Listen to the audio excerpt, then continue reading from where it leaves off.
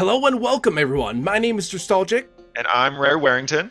and welcome to another episode of Kooky Quest, our Kooky Questions side series where we tackle a quest in discussing and reviewing various gaming topics and news. So, what is going to be our quest today, Sam? So for today, it's a really exciting one. We've been putting this off for a little bit, making sure we get things right. It's our big O Banjo-Tooie Reviewie for the NSO edition. And it'll be a really cool sort of comparison of our past experiences, the different versions, and talking about the game and the new port that's been released. Yeah, we're really excited about this. And you know, it's kind of funny. We were just kind of minding our own business in October, and then Nintendo just out of the blue, hey, here's Banjo-Tooie for you. Yeah, and that was an awesome surprise to have. I mean, we've said this before, but getting Tooie before DK64 is not something I saw in my bingo card for this year. So definitely cool. Oh, it really is cool. Although on that topic, I'm with all the news that's been coming, like the DK land releases and all that. I wouldn't be surprised if that's also around the corner. But verdict has to be seen on that. But anyways, yes. So we do have Banjo-Tooie on the NSO, and I wanted to mention again, it feels like Nintendo is single-handedly keeping Banjo-Kazooie on life support these last few years. Oh, for sure. For the most part, it seems like besides merch occasionally, Nintendo is in whatever collaboration the two entities have had has kind of opened the gates for more Banjo content and rare content, and I really love to see it. We talked briefly about Battletoads Double Dragon. I bought at Game On Expo. Did not expect that to come to NSO. They've just done a lot of stuff that I just didn't think was possible. Like GoldenEye, etc. It's just really cool to see that stuff. It definitely is. So kind of the first topic we have with this Banjo-Tooie discussion is our very first experiences with the game. It was the year 2000. I was already at that point pretty much the world's biggest Banjo-Kazooie fan. It was my favorite game up to that point. And even from the very beginning, the promise of Banjo-Kazooie was that there would be a sequel. They gave the tease, they gave us a stop and swap eggs, they showed the ice key. That was already set in stone. And then they started showing previews and screenshots and all that good stuff. And I was so excited for this game. Funny little fact, I asked my parents to get it for Christmas, and I'm just assuming they did. I told them I want that game, and I saw it all the presents under the tree. I saw the N64 shaped box, N64 game shaped box, and it was Christmas morning, and it was just we weren't set to open presents till later, collectively as a family. But I wanted to play it so bad, and my mom told me you can open one present. And I was like, I wonder which one I will open. I picked the N64 shaped one. and I played Banjo-Tooie for most of the day. It was glorious. It was great. And of course enjoyed my experience with the game. I loved how all the moves were just right where I left off. The gameplay was so engaging and all that stuff, and it was just really good time. Played for hours a day, played it for hours in the days following. Just really good first experience there. Oh yeah, that's awesome. I my first experience with, as far as I can remember, I didn't actually beat Banjo-Kazooie. I made it all the way to Grunty at the time, back in 1999, 2000, when Tooie launched. And I never beat Grunty. I just could not do it. I could not beat Grunty in Banjo-Kazooie. So I had played the whole game except the final battle, and I had not finished that. So by the time Tooie came out, I remember seeing ads in 2000. I'm sure everyone knows sort of the infamous backpack parachute ad, where he's like, that's a backpack. You need a parachute. Banjo just kind of jumped. I can't believe I haven't thought about that commercial up until now. That commercial is so epic and so hilarious. Easily one of the best commercials of that time period there. Oh, for sure. And my first two experiences knowing the existence of Banjo-Tooie, it was actually an advert, I think, with Tooie. For Tooie, I mean, with Kazooie's tracks and Banjo's tracks separate, and then it was also the advert commercial where they're jumping out of the plane, and then he's sort of already out of the plane, flying down to Earth. Kazooie? And Kazooie's just sunbathing.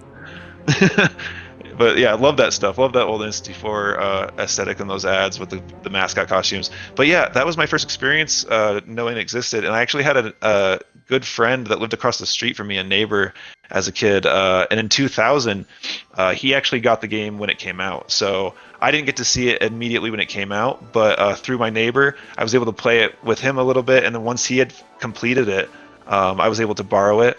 And I played quite a lot of Tooie. And then in 2002, I was actually, I think it was 2001, late 2001 or early 2002, I was actually able to get it myself, a used copy at a game store. And yeah, I've actually, for the longest time, I loved it more than Kazooie. Just the aspects we will talk about later, like the world building and how the world feels so lived in and connected.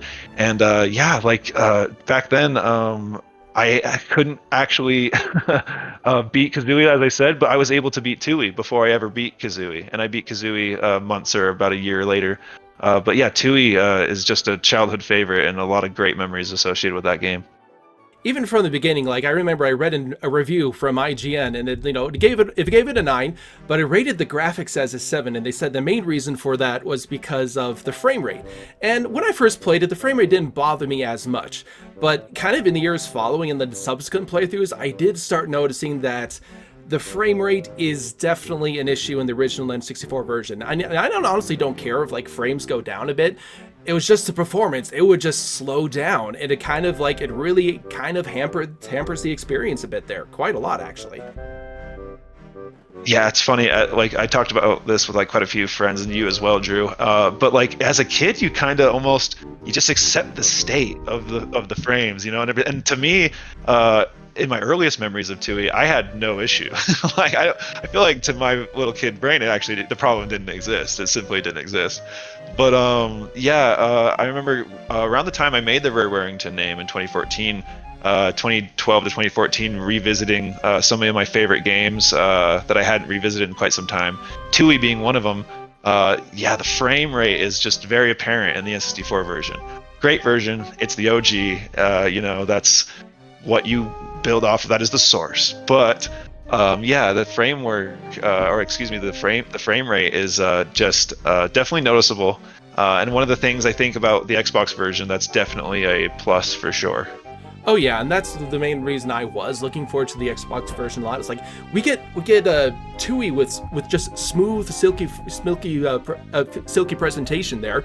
And when I played it, yeah, that aspect of the Xbox version was very great. I did very much like seeing the improved performance. Actually being able to, just play the game, see all the landscape of the game at once, and it just like not come crashing down to practically a halt. It's just smooth, continuous gameplay there. That was probably what I enjoyed playing about with the Xbox version the most. Yeah, and I had a Xbox 360, still have a husk of one. But yeah, back in those days, I actually didn't play Tooie until I had Kazooie, but I didn't play Tooie until Rare Replay had come out on the Xbox One, which obviously I'm sure most of you guys know about Rare Replay. But I think it's like $10 to $15 these days, 30 to 31 games depending. If you get it digitally, you also get a GoldenEye. Just a great collection, probably my favorite retro game collection. But yeah. A lot of like what they did even after the initial XBLA port, bringing it up to 4K, and I don't know how the 4K upscaling works, but it is really cool that it can fit larger TVs that have those like resolutions, and I believe it's a native 1080p with AA, which is AA. If you don't know, I think it's anti-aliasing, something like that. And basically, it's smoothing out like the distorted communication signals by applying techniques that add data or filter out like unwanted textures or noise. So basically, it like smooths out the like jagged experience in certain little aspects that you get from CRT or older games. Like that, it's basically like bitmapping the image. And like one of the things with Xbox that is really cool is definitely definitively of the 3 versions we now currently have, some really, really clear texture work, some of the most defined texture work, and that's one of the definite pluses to that port of the game for sure. Oh yes, I did look at some comparison footage earlier. Matter of fact, I can just pull it up right here. I mean, there is definitely a significant improvements in like the overall texture work there. There were like where it like smooths it out, and like you can kind of see a little bit more details on that front. We'll go into more of those comparisons a bit later here, but I think big shout out to the Xbox version too for trying to kind of bring back the original idea of stop and swap, which was really, really, really cool. You know, you can actually play Banjo-Kazooie, find all the original stop and swap eggs, the ice key, and then use them in Banjo-Tooie. And yeah, they had to make up some modern rewards like a gamer tags and things like that, but it was just a really, really neat little incorporation there. Yeah, and I'll be honest, it is one of the cooler aspects. Like at least just feeling that connectivity that was initially meant to be present in those two games, just feeling that, you know, hey, I actually earned something in the prior game that does indeed follow through to the second game. And admittedly, it was sort of to boost up, you know, sort of promotion of Nuts and Bolts. But it is cool that technically speaking, the three games do kind of connect in that reward aspect. And albeit the nuts and bolts like car parts and stuff aren't quite as exciting, but the fact that the connectivity is there is really cool for sure. It is definitely cool. And I will say, like, even back then and now, even when I most recently played it, the slight weaknesses of the Xbox version, mainly just the control configuration. It's not my preference, especially when we're playing with the Brigo Blaster. Because I do like this, being able to strafe and aim up and down with the C buttons. I just think that overall works better with the N64 version. Yeah, and I think I'd agree with most of that. There are some, the first-person shooting aspects, I think I'd agree, and with how I kind of grew up with the game, definitely the C buttons is definitely an aspect that I prefer. But the Xbox version there's times where like I feel as though the controls are a little more steady. However, the control scheme itself doesn't feel as fluent as the original. I know people, you know, love it or hate it. There's different aspects and different opinions to the N64 controller. But I feel like that game was just sort of made for the Nintendo 64 controller with that control in mind, you know? It definitely was. And so we're going to kind of go again, like just kind of like overall, we're going to go ahead and dig into the NSO version here. And I think really the first thing we need to talk about with the NSO version is the main flaw, like probably one of the biggest flaws of the Xbox version, which was the intro. The intro with the Xbox version was wildly out of sync, like kind of horrifically out of sync. Yeah, and I think transitioning into the NSO for sure, that's perfect opening. Like one of the aspects I always tell people that like I say, just please, if that's the version you play, just go to YouTube, like watch the original cutscene, especially the intro cutscene. That is the biggest offense I think of any of the cutscenes. There's a little bit of time sync problems in the others, but like the biggest offense is got to be the intro cutscene. Like, and you and I have talked about this before, but the brilliance of Rare just kind of working with what they had, no matter what the hardware or the limitations, just making it so Grant Kirkhope composed to as kind of like, you know, movie composers do. They see oftentimes they'll see a scene already laid out and they'll sort of cue the music to what's happening on screen. But to do that with like the frame hiccups that honestly they did it so well you don't even notice it because it's synced so well with the music. But having it ported, yeah, that's one of those issues that definitely comes up. That NSO did quite well. It's very minimal like time sync issue. In fact, it's almost not noticeable.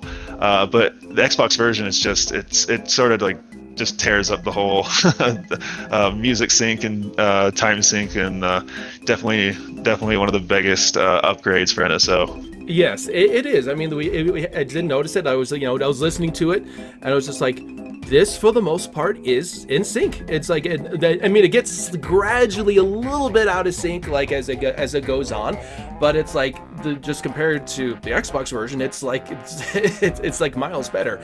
And I noticed this time, I think kind of the difference, but like both like the N64 NSO version versus Xbox is that it almost seems like the frames were deliberately slowed down when they originally were programming and animated it. And Xbox, they just sped it all up to where I guess it was just a smooth 30 FPS.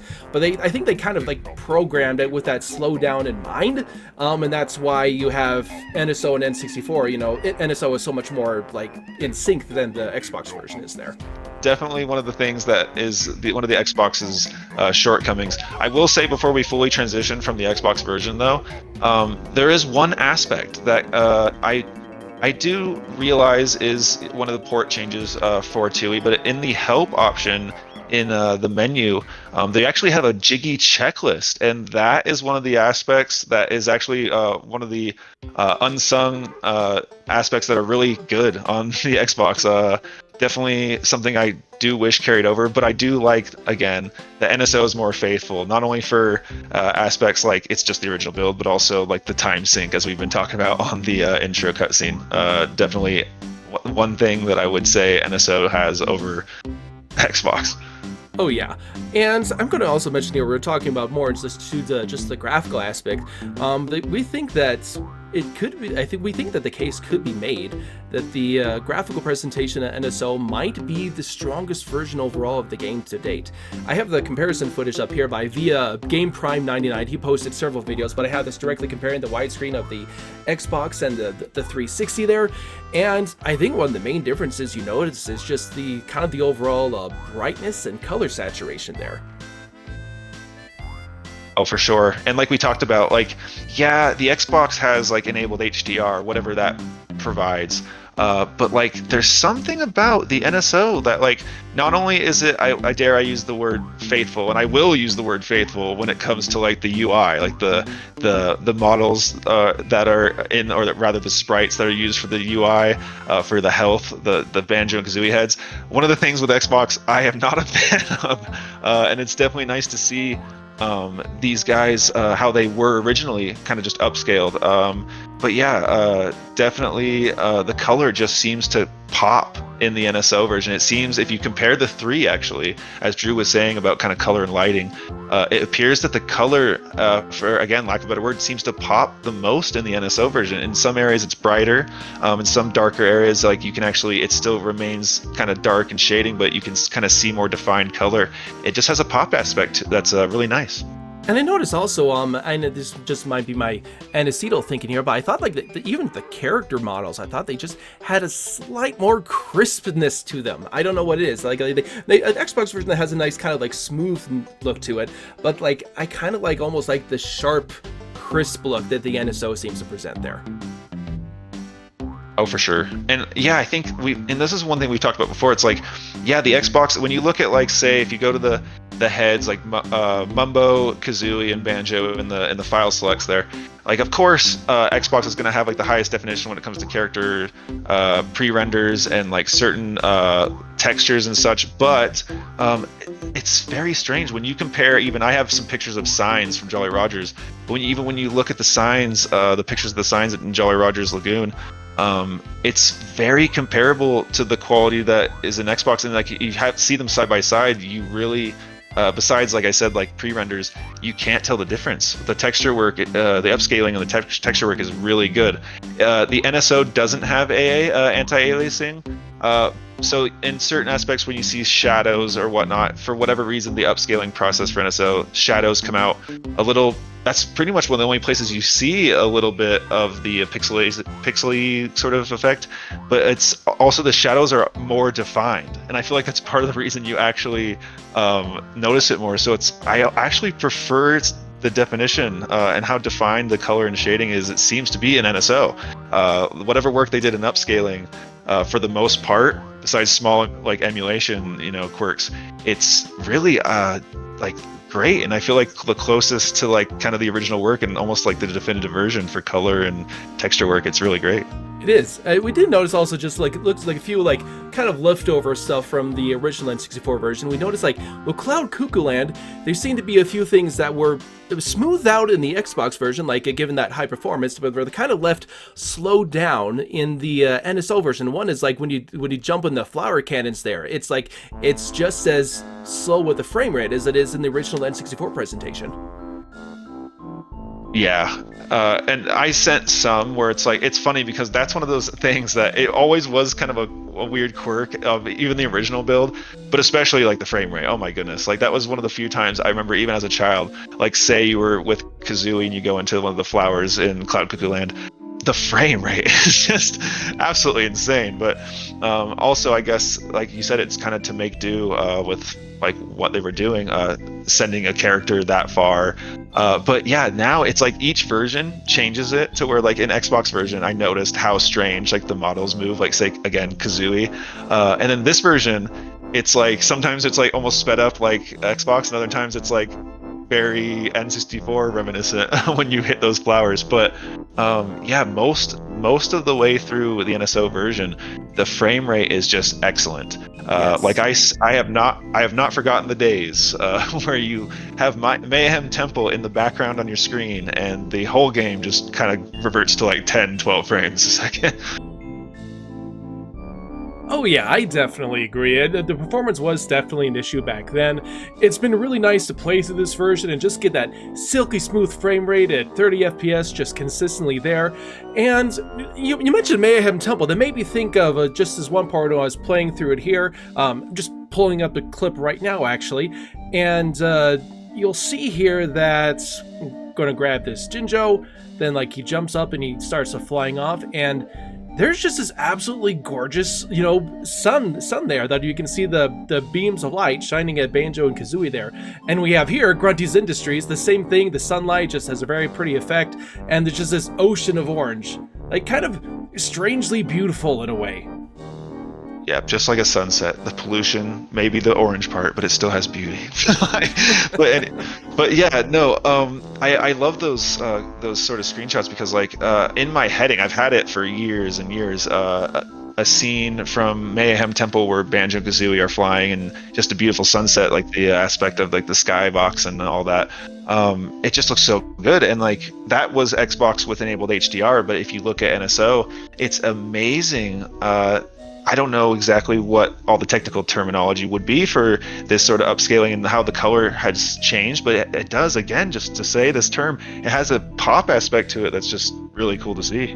And it looks really good. And I think this is just something we can talk about with Banjo-Tooie in general, but still, I mean, even for back in 2000, the lighting on it was just really, really impressive. Like when you're in a Witchy World and you're in that dark hallway with like the ghost lighting up the pathway and like the teeth lining it up. That is just it. That is still, like, to this day, like such a cool thing to look at.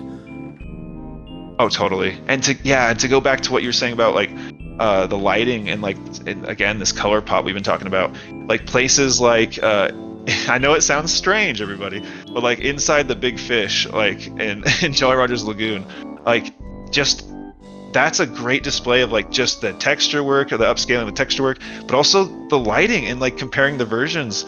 Like it just looks incredible. Like you could admire this subtle difference that actually makes a decent change between the versions, especially comparing it to the original build.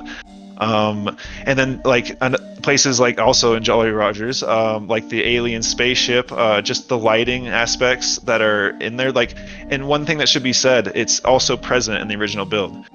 Rare pushing again the hardware and the software they were building, the dynamic lighting, and there is actually aspects of dynamic lighting in a Nintendo 64 game is insane. And the fact that they were able to make that work is crazy. Like you'll see two light sources, like even in the alien spaceship, and Banjo will have shadows cast from all present light sources, and it's really incredible to see that back in the day, and it's honestly one of the aspects of the game that's aged quite well for a 2000 game. I think that aspect of it is aged quite well as well. And I did want to go ahead and head into our next topic, which is our overall experience with the NSO controls, which isn't that difficult of an aspect of topic, which is pretty much if you have the Nintendo Switch Online N64 controller, your experience with the controls is pretty much identical to the original N64 version, which is great. Oh yeah, and you know what?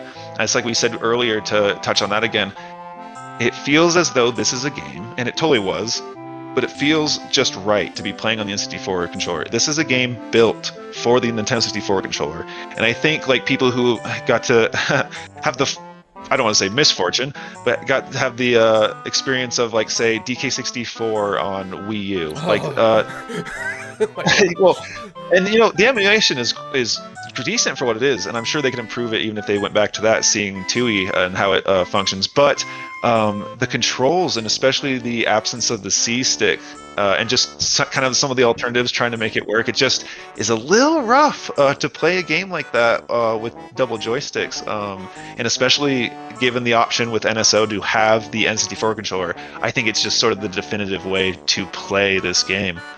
And I did still want to say like one thing. I think this is something I adjusted to really quickly.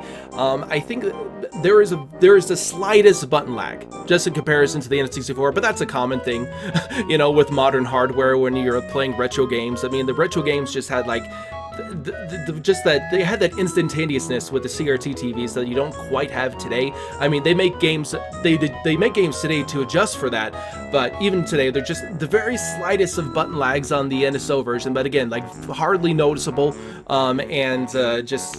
It's just I love playing with the N64 controller. Again, just talking about the FPS controls, love how how smoothly it flows with the Brigo Blaster, especially with the final battle with Grunty. I really just don't like playing that on the Xbox version because you have to move around, you have to dodge your shots, but then you also have to aim up and shoot her while dodging her at the same time, and it's so much easier to do that with the just with the N64 controls there. Yeah, I'd agree. There's some difference in opinion with that when it comes to the double joystick with the shooting sections, and I think we are definitely the former group where it's sort of like, yeah, even in those sections, albeit first-person shooters aren't always the most like fluent of controls on N64. I just feel like that's again what it was built for and how it plays best. I will say, like to touch upon, yeah, like the input lag is there, and it was one of those aspects where like, yeah, we're getting into superficial differences, but we're here to talk about the differences. And when it comes to emulation, and especially given it's hosted on NSO with a wireless N64 controller, the input lag is present to a superficial degree, but it's there. And there's certain minor oddities, and like I've played a healthy amount of different NES, SNES, Game Boy, N64 titles via the NSO, and usually it is kind of that word, kind of a superficial thing, but there are your occasional oddities when it comes to the emulation. We've seen someone on Twitter post where when Klungo kind of has himself multiply during one of his boss battles, that his clones sort of just like all kind of honed in on the original Klungo, and they were all sort of just in a giant mosh pit. I've experienced a few weird sort of delays while I'm talking, for some reason, usually while I'm talking to Jam Jars, but just weird, tiny, superficial, just emulation quirks, I'll call them. But like, really, to the overall experience of the game, they're so minor, and I would say they're even less offensive than some of the changes that Xbox with like the desync and things like that had done. But yeah, just tiny little things, and probably the only thing I can actually dock against say the NSO version. But yeah, for hosting it on a service, I will say that Tooie has got to be one of the biggest value bringers to the NSO service, as well as a lot of the other stuff they've added recently. It is currently my favorite overall release on the NSO version, and it's on the NSO service. And now, of course, that's me with my Banjo-Kazooie bias speaking. But honestly, I mean, just comparing it to Banjo-Kazooie, to me personally, the Xbox version of Banjo-Kazooie is my favorite version overall, just because it has a lot of great improvements. They fixed the note system, the graphical presentation is great, the controls are updated in a way that's very sensible for Xbox. It's a simple control scheme, but it works really well on there. But I have to say, I mean, like, I love just between the improved graphical presentation, being able to play still with the original N64 control scheme, and just just how I'm used to it there, I just prefer it. This is currently my favorite version of the game, and I would highly recommend anyone who hasn't played it before just to give. This is your best opportunity to play it now. This game has not been better in my opinion. And I am totally behind that statement. Amen to that, brother. Everything he just said, totally agree. And I actually also agree on the aspect of like, Banjo-Kazooie on Xbox is probably my favorite version. There's only, just outside of the fact that you don't use the N64 controller, that's probably my only thing. And the note, as you said, the note system, much more forgiving, etc. But yeah, when it comes to Tooie, I haven't gone back and played the N64 version for a couple of years now, and Xbox was sort of my main source for experiencing and re-experiencing Banjo-Tooie.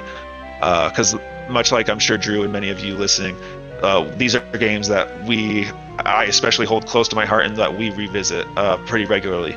So it was Xbox was kind of my preferred port, but these days I will say it, the NSO version of Tooie, I think has enough closely faithful to the original build, but so much more defined. Not even to mention today in our review about the inclusion of online and the multiplayer, which is incredible. I feel like it's just in the control scheme, albeit in some points of the game, we didn't touch upon this, but it is actually a little touchy. Sometimes just the sensitivity of NSO port with the old control scheme.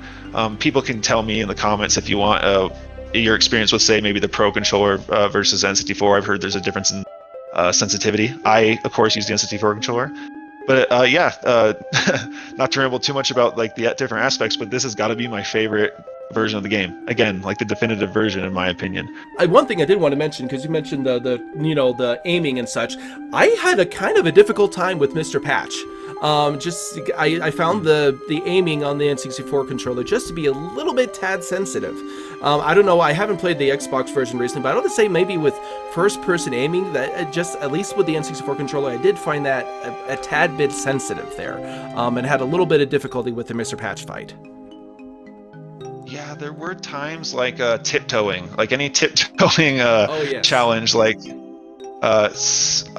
Slumber the snake or like the caveman, like and like I think it's the Unga Bunga tribe, like trying to steal that stuff and like whatever, trying to sneak and steal Jiggy. That's very sensitive in this version for sure. I did notice that too, and then like for comparison, like I tried just a little bit on like my my Switch Lite. I was at the part where like we tiptoe in the caveman, and I could not do it on the Switch Lite. I tapped it just as little as I could, but as light as I could, but it didn't work. I could not tiptoe. I could make it work with the N64 controller, but even that is like it's definitely more sensitive than the original. But it's a very small part of the game. I think you only have to do that twice, so that wasn't really a big issue. So you just had to find just the right pressure, and then you get it, and it's you just move on. It wasn't a big deal there. I agree, and like that's one of those things, like I say, I just bring up because like the sensitivity is just a little different. I only played on handheld a little bit. I didn't play on the Pro controller at all. But again, if anyone knows a difference, there's probably a little minor difference there. But that's one of the other aspects when it comes to like you said, like Mr. Patch and like Lord Woo Woo Fack or Lord Woo Fack. It's just like I've gotten used to sort of the clunkiness, the weirdness of sort of first-person shooters on like the N64 controller, but I feel like this time around it is a tiny bit more sensitive. Definitely love those bosses, and we'll talk more about like bosses and characters later. But yeah, some of those challenges are a little tougher. And to bring up She Who Shall Not Be Named, we're just going to go ahead talk about Canary Mary a little bit here, because we'd be remiss not to bring up that abomination. But so with Canary Mary, I noticed, and you can tell me if you had any different experience, but that Canary Mary's pacing is just, because I got so used to Xbox, and everyone talks about how they think Xbox is actually the harder version. I got so used to her pacing and just rubber banding and exploiting the rubber banding programming that like I just could not get used to the pacing on NSO. I for the first time in years and years, I experienced losing to Canary Mary a few times. And I'm like, wow, this is a interesting adjustment. So I don't know exactly, again, the technicalities that go into that difference, but I had to do some adjusting. So I experienced a little bit of that like subtle gamer rage, like trying to adjust to the new Canary Mary. Yeah, and I have to say overall, in my experience with Canary Mary this time, and I posted a clip on it because I just thought it was fun to do. And yeah, I pretty much used the same technique I used for my N64 playthrough earlier this year, which is on the first race. It's just full speed the entire time. And I saw your clip where apparently you can kind of do a slower pace till the very end. Maybe I've never realized you could do it that way, because I've always, like, from my experiences, she always gets ahead so fast that, like, she just ends the race and, like, you don't even have a chance. But I guess maybe there's a way to, like, trick the rubber band on that. But, and, you know, it's just, I do it with, like, guns blazing, you know, full speed ahead, pause during the middle when I get too tired, and then just do the rest of the race. I was gonna say, I watched that video. You did not have to do that to yourself. I loved watching that, dude, because, like, you have this, like, we talked about this prior, you and I, but you have a similar technique to where, like, you almost just stiffen your finger, and, like, it's the controller that's doing, like, most of the movement between your finger and the button. But yeah, like, that's one of the aspects of, like, growing up with the Nintendo 64 controller, that, like, I tried what you did. That's why I think that's honestly pretty impressive, because I tried that, and no, it was not working out for me, Drew. I guess I should have paused and maybe save stated, but I was trying that old method. I'm going, no, I don't know what's happening, but she feels like she's on, like, steroids now or something. Yeah, and again with the second race, I think this was apparent even when I played it back then. Second race, you just have to do that long, slow pace behind her until, like, the absolute very end, and yeah, it worked out just fine for me this time. So, and I realize, you know, we've talked about a lot of the, you know, direct comparison version, like what's different about this version and such, but we're going to go ahead and just go into what we love about the game itself. And I have to say, for me, like, Banjo-Tooie is might arguably, like, the most pure video game sequel ever made, and a lot of it's just because, you know, there's the story continuity. You have all the prior moves that you had from the previous game, and you can refresh on them. You can get lessons for them, and they're all in the Spiral Mountain for you to practice around with. And just that overall sense of continuity and expansion is really just what makes this such a great sequel. Oh yeah, and, like, as you're saying, I know this is a review on the port predominantly, but, like, Tooie is such an iconic game, especially to anyone in the 3D platformer, especially the Nintendo and Rare platformer space. But, like, yeah, as you said, it's, like, just the continuity between the first game, and, like, that was one of the things. Although I love Tooie, seeing Grunty freed from under that rock, I didn't ever beat Grunty at the time, so I was going, like, I always had that feeling as a gamer, if there was ever a 2 or a 3 or behind a game title, that I always felt slightly left out unless I beat the other games, kind of OCD about it, especially games I loved like Kazooie and Tooie. But yeah, with Tooie, just the interconnectivity between the games, and the biggest aspect for me as a kid, just the world feeling lived in. Like, and I love, you know, Mario 64, and I love the worlds that Nintendo makes on their own, especially oftentimes they do feel lived in. But when it comes to 3D platformers, I just feel like Tooie at the time, and Rare had done great with like DK64 and Banjo-Tooie, what have you, but the world and the characters at the time, Tooie felt like the pinnacle of worlds connecting, this world feeling lived in, and this world feeling connected between all these worlds that also connect, like making it feel like an actual physical place that you can hang out in. And I just love that. Like, as a kid, that's one of the biggest aspects for me that made Tooie my favorite for a long, long time. And yeah, that's something I really, really love about Tooie as well, is just like the richness of the character interactions. We mentioned the other day, like how some people, you know, don't dislike the fact, you know, that Grunty stops rhyming. And I admit I was a little slightly disappointed when she just says, "Oh, if I must," you know, and just stops rhyming for the rest of the game. But I realized that, you know, there were so many rhymes written for her in the first game that honestly, you know, her taking a little bit of a backseat there allowed like all these other characters with all their personalities to really shine a lot in this game. And I think it was just, there's definitely is a richness to the character interactions. As you mentioned, this world does feel lived in, and the writing and the dialogue is just so dang funny. No, it totally is.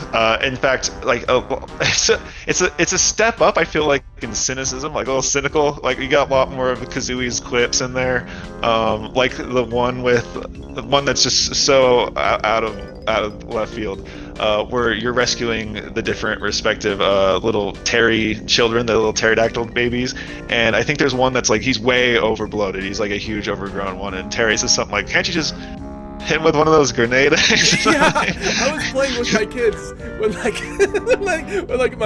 my son was watching, and he read that. It was like, what? That's like, no. And like he was just joking. Terry was just joking. Don't worry. Even Kazooie is like, you heartless, and that's coming from Kazooie, I so that's know. saying something. And what was funny is I think the Tyrannosaurus mom, I think she's kind of funny as well in that when I got brought back one of the children, she mentions, like she'll be cleaning out our cave for the rest of the month as punishment. And like, oh, that's harsh. Oh. Yeah, the like Triceratops family. Yeah, that's definitely one of those, and one of those that I will say when it comes to Tooie, people talk about, and we're gonna be talking about positives. We love the game, but I will admit our bias. Where some people talk about how some things earned in Tooie are like really hard, and I would say everyone should finish the game. Maybe not complete it. I would say complete it, but that's one of those Jiggies, and I forget the name of the family, but like. That's really tough. Like one of those ones where I think they even make a joke about it. Like Kazooie's talking to the mom and is saying like, "Well, like surely we deserve more than like one Jiggy for all that," and she's just like, "No." That's fair. I did want to mention like probably might be the darkest moment in the entire Banjo-Kazooie series is that you straight up murder Ice Cube couple. Oh yeah. I was gonna bring that up. Yeah, George and Mildred Ice Cube. Rest in peace. Pour one out for our Ice Cube homies. I have to say though, George, that was unintentional. I would say though, with George, he just landed on the wrong side of the mountain. Oh yeah. With like Mildred though, that is a choice. I mean, you see, there's a Jinjo inside. I want the Jinjo. You're in my way. It's just. Well, I remember one of my early experiences with Mildred was sort of because it's like there's a collectible inside you. So I remember I tried to use fire eggs, and like after you use enough fire eggs, of course, like she'll just shatter. But like I was trying to get around it in a way where like, okay, do I have to kill this person? Try talking to him again, and realize like, well, the game sort of like in Ukulele with that asteroid boss fight, it's like, well, the game sort of insists. But yeah, that darker humor, like, and this has been talked to death at this point, but of course the game is like a darker tone, but just some of the darker humor too is just like, it's really hilarious. It still hits me even today. We need to talk about Klungo. Klungo actually has an arc. And it's a hilarious one. It's just that you fight him 3 times, and he has that arc of like, where it's like he's kind of, it feels trapped in his situation where like he knows this job isn't good for him, but he feels that Mistress needs him, and he keeps going, and he keeps getting more and more beat up as the game progresses until he finally snaps and just can't take it anymore. Yeah, I'll be honest, as a kid, Klungo was actually one of my favorite characters. I think just because of the fact that like, by the end of the game, he's actually part of like the good crew, for lack of a better word. But yeah, like, and that's actually one of those weird aspects I noticed in some of those comparison videos I was looking with some of my own footage. Like, Klungo is like, some of the color pop on him, like he looks much more beat up than I recall, than I remember. But like, yeah, I feel like we can all in this day and age relate to poor Klungo, who's just trying to do his best in like a terrible economy and just working his butt off and only getting beat up, and like he's trying to do the right thing, and he just can't seem to get a break. So Klungo's definitely a great character, and that arc is fantastic. Yeah, it's such a great, fantastic arc, and also just the fact that they made each boss fight in this game an event. Every single boss fight where like you have a little like a preamble with them, where you have some banter with them before and some banter with them afterwards. And then the fight itself, they just went all out with it and making them each these really cool characters.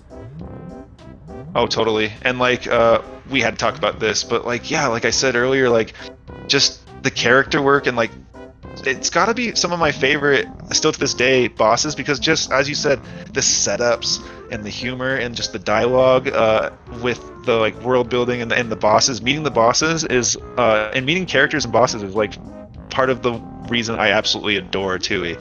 Like just even the fourth wall breaks, where like I think in your third Klungo fight, they go into the empty room, and like the music, the boss theme starts playing, and they kind of make note with like, oh, it looks like no one's here or whatever, and then I think saying like, oh yes there is. Like, that music started playing. Yeah, and I just think that stuff is great. I love I've always loved the joke when they meet Old King Cole, and Kazooie says, "But you're supposed to be a merry old soul." Like, there's just little things like that. It's just so funny. Oh yeah, and like Old King Cole, and I think that was They used to have sort of this thing, and that's one thing that hasn't ever made it back into the game. I don't know that it's made it into Perfect Dark and what have you, but where you're actually a second player is able to control enemy NPCs. And I think it was called Bottle's Revenge was that mode that was scrapped. But Old King Cole, pretty simplistic boss, but like he was one of the ones that it actually used to work on. And I will say, like, I can sort of see why they had that in mind with just the big room and like Old King Cole. But one of the best aspects of like that boss and so many of the other ones is, like, as you said, just the hilarious dialogue. Like, I believe with Chili Willy and Chili Billy, they're what is it? Chili Billy and Chili Willy. Yeah. Yes, they want their pizza. Yeah, you're supposed to be assumedly delivering them pizza, or they assume you're the pizza delivery guy. It's just like a misconception. I just love that idea with rare boss fights where it's like, does this really need to happen? Like, this feels like it's just a miscommunication. And also, I love it. I did want to note one thing where there's different dialogue depending on how you play the game, like with the Jinjos. You know, when you save a Jinjo, he first tells you about the family, and then when you rescue all the family, there's a cutscene. The very first Jinjo family I completed, saving this time, was a white Jinjo family, which has only one, and he has his own unique dialogue if he's the first person that you rescue, which is I'll just pulling it up right now, waiting for him to say his dialogue here. It's like, "Phew, I am grateful for your help. I thought I'd never find my way home." And it's like, and take this Jiggy, but the other ones, they said like, "The family has been reunited. We'd like you to have this." But it's like, if you save the white Jinjo at just that moment, he says that dialogue because he's just living on his own. Oh, that's super cool. But yeah, I think, like, again, talking about like characters and stuff, like, and the interconnectivity, I know, again, kind of going into like the vein of like DK64, some people think certain interactions are a bit too tedious, but I still do love the idea of like trying to find an alternative exit out of Witchy World so you don't lose your food, since the terrible business strategy of not letting you leave the area with food. Exactly. And you come back, I think it's the Oogle Boogles, who also have great lighting in their little area, which is great in the NSO version. But just giving them like the food from the other worlds, like, I feel like, I don't know, and like just that world building aspect and like the interconnectivity, the cavemen stealing the totem that you have to get back originally from Chief Blodazin in Mayhem Temple. Just that type of stuff is fantastic. The character interactions, the character dialogue, and the world like connectivity just is, again, powerhouse aspects of Banjo-Tooie for sure. And something I did really kind of think about a lot when I was playing through it this time is that and even designers like Greg Males has said this, like Banjo-Tooie kind of evolved from Kazooie, where it was more focused on platforming, to this is more of an adventure game with some platforming. And I really think that there is that adventure aspect, and I think that there is that adventure aspect comes from all those rich character interactions.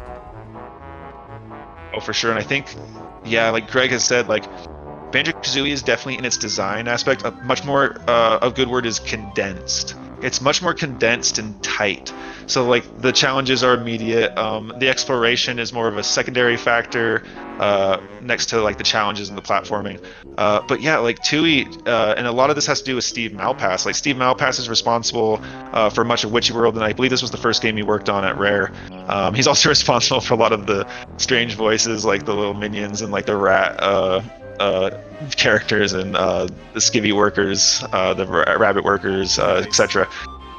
But a lot of that exploration design comes from, like what he said, they were just trying to like kind of push the kind of the scale of the worlds and like kind of bring in that exploration aspect. And it does show that Steve Malpass designed in its entirety Showdown Town from Nuts and Bolts, because that's still one of those things that kind of has the exploration aspect, and like you get an upgrade, you can access more areas, much like Tooie does, and it's one of the things I love about the series.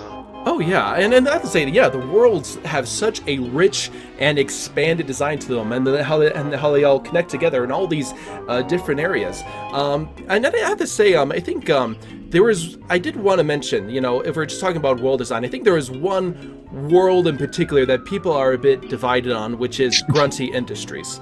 And yeah, Grunty Industries is easily the most, in my opinion, the most complicated level in the game, but I think it's just really cool. It just feels like, in its own way, an intricately designed Zelda dungeon. Yeah, and I will say it's the only well, there's a few different jiggies and challenges in different worlds that kind of have the same aspect, but it's the main world where like you are making progress even if your jiggy counter is not progressing. Like you just got to keep exploring, keep opening different doorways, keep opening different paths, and even just getting into Grunty's Industries itself with like the using Chuffy, who's Chuffy's one of those other great aspects of world interconnectivity, but like just happen to utilize Chuffy to even get into Grunty's Industries. Like I remember it was quite the challenge as a child, just simply stumbling upon it, not really knowing initially how to get into the interior of Grunty's Industries. But yeah, it's just one of those worlds that is definitely divisive, but I could see definitely the good in it. I feel like it's, as I've said to you, it depends. It differs playthrough to playthrough, but lately I've come to appreciate Grunty's Industries more. And yeah, I've gotten to appreciate it more as well. I like how there are multiple ways you could tackle it. I mean, you have the elevator shaft, you have like what the washing machine can access, you have the different exits and entrances that Banjo-Kazooie can access, and I have to say, just the whole sequence of things, and it's complicated, the whole sequence of things you have to do just to get the Weldar, I think is brilliant. And like there's such like there's almost like a Rubik's Cube kind of aspect to it that's just like, dang, that's like, you've never seen that in any other platforming game before. That itself is just genius. Yeah, that's definitely one of those things where it's like almost trial and error if it's your first time through. That's one of those things I think I've come to respect since like with like the magnet and such with the washing machine transformation, which is a great transformation. We barely even touched on that. There's some good transformations in this game. Oh, transformations. Yeah, those we haven't even touched on that. I mean, like before transformation, I do want to briefly mention Mumbo. I mean, like I don't think he adds too much. I do like the magic scenes, and they have a cool little thing to it. But I think honestly, just the Humba Wumba transformations are such like they're so interesting to play around with. Oh, for sure. And I feel like Humba at least borrowed, or maybe there is some aspect that she was telling the truth. Like maybe she did teach Mumbo or something. All he knows. I think it was one of those original like lore things. Because like she straight up just turns you into a bee, like the same bee that Mumbo turns you into. So there's some plagiarism going on between these magic wielders. And some enmity between them that's not, I don't know if that's ever fully discussed there. I do want to say though, so for the aspect of like the magnet and like using the washing machine in Grunty's Industries, like going to Weldar, if you see it, if I write it out for you, one time I wrote it out for my friends a few years back just as a joke. I'm like, if you write this out and like your sole purpose, you're not doing other jiggies and other challenges on the side, if your sole purpose is to get to Weldar, my goodness, does it sound tedious. Yes. But it is a like sort of a slow burn rewarding thing, and it's only present in Grunty's Industries, and I have come to appreciate that aspect for sure. I definitely have as well. Kind of the last thing I really wanted to touch on with the overall reviewing the game itself, the music. It's Grant Kirkhope. He was very busy at the time. Yeah, we learned from an interview earlier this year that he was working on 3 games: Perfect Dark, this game, and what was that third one? I'm trying to remember. Was it DK64? DK64, Perfect Dark, and Banjo-Tooie. Yeah. Yep. Working on all 3 at once, and it was hard. But man, like Banjo-Tooie's soundtrack, it's pretty much just it's like Banjo-Kazooie, but just expanded and like in a lot of ways improved upon in every way. It does overall have a darker tone, I would say, in comparison, but it's brilliant. Yeah, and I think one of the aspects for sure, and like Mr. Kirkhope, who as Drew just said, was like absolute pleasure to meet and talk to briefly, but like his work in Tooie, again, like Drew said, a little darker in aspect, but like I feel like outside of Kazooie, because Kazooie has very unique and honestly iconic, excellent tracks, and to have a continuation of that and not to solely like rely on the former work is like, man, like Mr. Kirkhope just like continually and still to this day just like puts out banger after banger. It seems like that man, although he's pulled a lot from Dream and canceled work from that game, he just has like a plethora of like melody ideas, and like so many of them, be it Pterodactyl Land, Witchy World, Jolly Roger's Lagoon, Atlantis. There's hummable, there's epic ones, and there's just honestly like beautiful tracks, and it's just one of those aspects that is, and I can't believe we didn't bring this up sooner, but one of the aspects that I feel like we both relate on is one of the biggest aspects that make us love this game and admire this game. Oh yeah, the music is timeless. It is fantastic. I love, as you mentioned, Jolly Roger's Lagoon and Atlantis. I think just those tunes in that level are my two favorite of the game. I just remember just playing Banjo-Tooie back in the day and just kind of listening to the Jolly Rogers theme. And it was just like, this is just a good and happy tune. And Atlantis is beautiful. It's just like, and he came out with that newer version recently that was really good. And of course, Banjo-Kazooie is well known for its music that's dynamic and shifts. Witchy World is full of that. It has that minor key, kind of sinister sounding music to it, and it has all these different variations depending on the part of the theme park that you're in. And I think that is played absolutely brilliantly there. For sure. And I think like we've said before, like in so many different aspects, this was just a massive project. To quote Ed Bryan, it is just a huge job. He said there was like at least 150 characters that I believe it was just him and Steve Mayles, but like 150 characters that they just had to like create, animate, like model.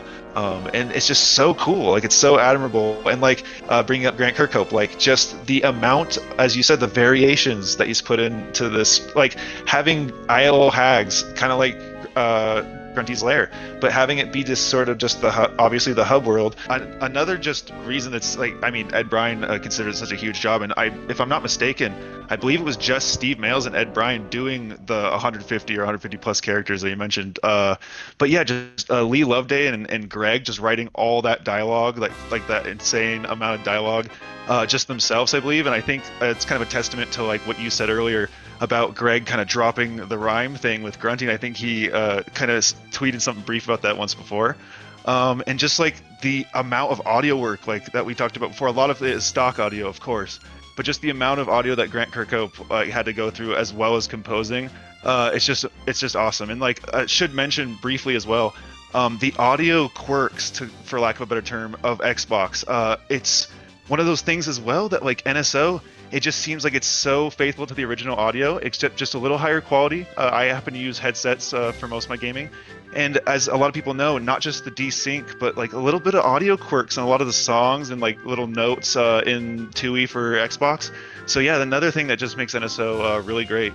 Yeah, I just love the aspect of just having like Tooie's hub world, the Isle of Hags, kind of be like the uniting factor of between all the worlds, and having the different variants just like really shine through, like you said. But like such a huge job for all these guys, and like I'm just in spite of differing opinions, I'm glad they made it the scale that they tried to make it. And it should be noted, actually, the last world they were going to have be a full world with 10 jiggies. They just didn't have the time for it. So I think how the game ended up with its scale as is perfect, in my opinion. Oh yeah, it definitely is, and it was already, as its finished product, it already an absolutely gigantic game. So it's understandable that they maybe just ran out of time there. So I think that we've said pretty much everything that we want to say about this game, unless you had like any other thoughts that you wanted to add to this. I think, yeah, we pretty much covered everything that we wanted to cover. I will say, so certain things like draw distance, we didn't touch on that too much. So if you look at, like, say, I think I gave you a clip of it somewhere, but the draw distance on, like, say, the Jolly Rogers coins when you're out and about in Jolly Rogers Lagoon, and, like, other things, like, that was one aspect that, like, Xbox did really do great in, is, like, just the draw distance. But honestly, when it comes to, like, the NSO version, I do like the aspect of just sort of, there's a little bit of render fog present, just subtly, and like the draw distance isn't a big aspect, but it's definitely just back to like the N64 build, just like kind of, polished and refined. And yeah, I think that about sums it up for our thoughts. Any other closing thoughts from you, Drew? Yeah, I mean, like, I'm just gonna say overall that playing Banjo-Tooie and on this version, I thoroughly enjoyed it. Matter of fact, I absolutely loved it. It's improved my overall opinion of the game. That's how good it is, because this is the best way to play the game yet to date. I was probably like maybe more like around an 8.5 out of 10 before thinking about this game, just even with the previous Xbox and N64 version. But this manages to be the best of both overall, of the N64 version with the presentation, the sync, the controls, and it's great. It's a solid 9, maybe even, yeah, at least a solid 9 out of 10 for me. Excellent game, classic. If you can play it this way in the Nintendo Switch Online, definitely give it a go. Yeah, I totally agree. And, I will say for like kind of final thoughts as well, final verdict, like Drew said, and like we kind of touched on before, I feel truly that this is, like I said, with the online, the enhanced graphics, the upscaling, I think between all the versions, both with the controls and the online content, everything kind of considered, the ability, which we haven't even touched on that much, but just the ability, no matter where you're at, to save state in the middle of your gameplay. And I just think, given all the variables, for me, this is definitely the definitive way to play Banjo-Tooie. One might even say the #1 way to play Banjo-Tooie. Nice. Yeah, I'd say that sounds great. Guys, we want to know your thoughts in the comment section. How did you enjoy Banjo-Tooie on the Nintendo Switch Online? What are your thoughts on Banjo-Tooie in general? Is this the best game in the series? We want to hear all your thoughts in the comment section down below. We did have a bit of delay in just getting this episode filmed, just with things like trying to align with schedules, but then like things like sicknesses got in the way and such of that. But we're happy to go ahead and finally get to recording this episode here. We did want to mention we do have a Christmas-themed Kooky Questions coming up. Keep an eye out for some questions that we'll be posting later on that. And we're just happy that we got this chance to play Banjo-Tooie again. It was a complete and pleasant surprise there. Yeah, guys, we hope you really liked the Banjo-Tooie Reviewie. And yeah, again, like Drew said, let us know your comments and your thoughts on the NSO port. And what else are you guys hoping for NSO? Me, specifically, I love seeing a lot of the DK content. We might talk about that later, but I am hoping for, as usual, Diddy Kong Racing and especially DK64. But yeah, thanks for watching the video, guys, and hope you guys have a good one. All right, well, and the closing thoughts here. Well, thank you guys so much for watching this. If you haven't already, be sure to go ahead, drop a like, subscribe to the channel, and you all have an excellent and amazing day. Bye, everyone! See you guys.